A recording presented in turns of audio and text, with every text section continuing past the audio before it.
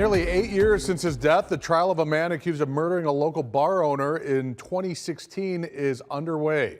Police say 60-year-old Roland Briault is responsible for killing Joe Pendergrass outside his wife's chiropractic business on May 31st of 2016. The original incident took place outside of Advanced Medical Rehabilitation in the 1800 block of Windsor Road. Briault has pled not guilty to charges of murder and aggravated battery, claiming that the stabbing was in self-defense. We spoke to local radio personality Steve Summers Wednesday, who was good friends with Pendergrass. He says before Pendergrass's death, he and Briault were quite close. Well, when it happened, we were all, of course, very shocked, and we just talked to him a couple days beforehand, and there was no indication of any problems at that point.